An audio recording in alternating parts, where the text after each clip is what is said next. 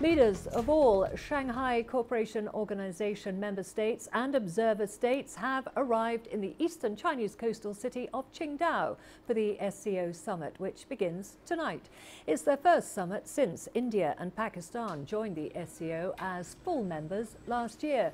Leaders from Russia, Kazakhstan and Kyrgyzstan kicked off their state visits to China in Beijing before heading to Qingdao. 4 leaders of observer states, Afghanistan, Belarus, Iran and Mongolia, are also in the city. Well, for more on all of this, we are joined in the studio by Dr. Francis Onditi. He is an international relations expert. Thank you very much for joining us. Thank you, Karen. So what is your expectation from this year's Shanghai Cooperation Organization Summit? I would say this, SCO, it's a typology of a perfect regional arrangement. Some people might see it as a threat. Others may see it as a best practice in terms of regional arrangement because it brings together the 8 countries.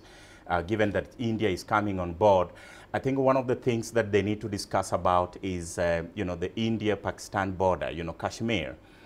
Because that has been really a challenge between the 2 countries, and given that SCO talks about issues of border dispute, it would be a very important thing for the 8 countries to come together and find a lasting solution for the Kashmir conflict.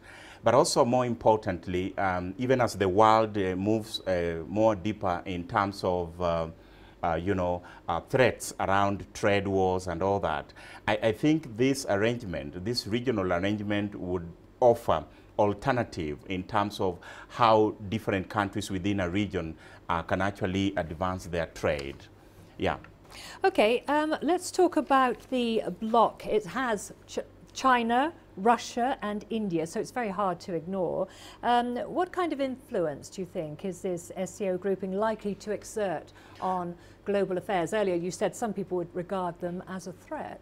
Yeah, whenever China and Russia comes together, of course don't forget that it also encompasses members of the territory, former territories of Russia. So that's really a strong force. It's a strong regional bloc because they can offer an alternative to organizations like NATO, especially when it comes to peace and security arrangement. Yes, the G7 or NATO or other arrangements in the West might see it as a threat, but I think looking at it from a global perspective, it can offer really a good balance in terms of how the Central Asia it's going to handle their challenges, particularly border challenges and also trade wars that have been going on in that region vis-a-vis the global trading platforms.